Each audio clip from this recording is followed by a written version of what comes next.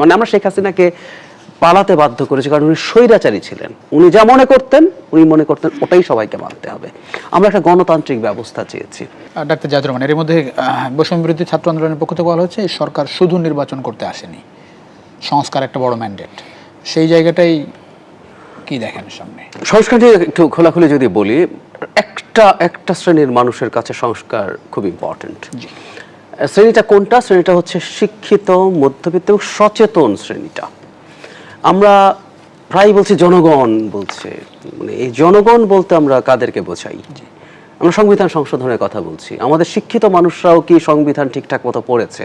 আমি ফান করে বলে বিসিএস পরীক্ষা না দিতে হলে এই দেশে কেউ, আর লয়ারদের কথা বাদ রাখছি, কেউ কি সংবিধান পড়েন? উনি কি জানেন ফ্লসগুলো কোথায় আছে, কি আছে, কেন ঠিক করা দরকার? সুতরাং এই মুভমেন্টে প্রধান এবং আমার কাছে টু সাম এক্সটেন্ট একমাত্র দাবি মনে হয়েছিল শেখ হাসিনার যাওয়া। সংস্কার না হলে শেখ হাসিনা গেলে আমার চলবে না, বেশিরভাগ মানুষ এটা মনে করেনি। এটা আমার ধারণা, আই মে বি রং। কিন্তু এটাও সত্য, যেহেতু এই ঘটনা ঘটেছে, আমরা কিছু রিফর্ম করা আমাদের উচিত, এটা আমি মনে করি। এবং এই সরকারের সেই ম্যান্ডেটও আছে, আমি সেটাও মনে করি, কারণ এর পপুলার ম্যান্ডেট আছে। এটা একটা ১/১১ সরকার না, এটা একটা ব্লাডি আপরাইজিং এর মধ্য দিয়ে তৈরি হওয়া সরকার।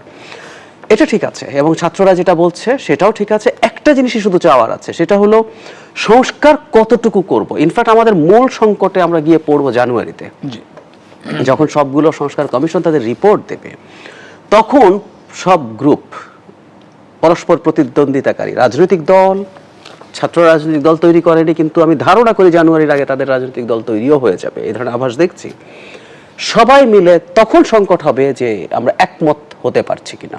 আমার অ্যাপিল থাকবে, সংস্কার যেভাবেই বলি না কেন, আমাদের ন্যূনতম কিছু করা বা অ্যাটলিস্ট ছাড় দেওয়ার মানসিকতা নিয়ে বসা। মানে আমরা শেখ হাসিনাকে পালাতে বাধ্য করেছি কারণ উনি স্বৈরাচারী ছিলেন। উনি যা মনে করতেন ওটাই সবাইকে মানতে হবে। আমরা একটা গণতান্ত্রিক ব্যবস্থা চেয়েছি। ওটার জন্য আসলে মানসিকতার সংস্কার লাগবে। আমাদের তো শেখ হাসিনার সংবিধান, আইন, এগুলো তো বলে নাই আপনি রাতের বেলা সিল মারতে পারেন, আপনি মানুষকে ধরে তুলে নিয়ে গিয়ে, এগুলো বলে নাই, কিন্তু ওইগুলোর মধ্যে এগুলো ছিল না।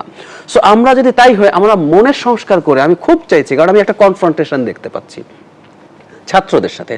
আমি উল্লেখ করতে চাই এখানে, একজন ছাত্রদের প্রতিনিধি, একজন সমন্বয়ক ছিলেন না, তিনি ছাত্রদের প্রতিনিধি, উপদেষ্টা, যারা মাহফুজ আলম, তিনি তার ফেসবুক স্ট্যাটাসে, যেহেতু পাবলিকলি উনি 100 দিন পূর্তি উপলক্ষে দিয়েছেন, তাই আমরা এটা নিয়ে কথা বলতেই পারি। ওখানে উনি একটা কনফ্রন্টেশনের কথা খুব কঠোর ভাষায় বলছেন, যারা পুরনো বন্দোবস্ত ধরে রাখতে চায়। মানে আমরা কাকে ইঙ্গিত করছে বুঝতে পারি, এবং এক ধরনের গৃহযুদ্ধ পরিস্থিতি তৈরি হতে পারে।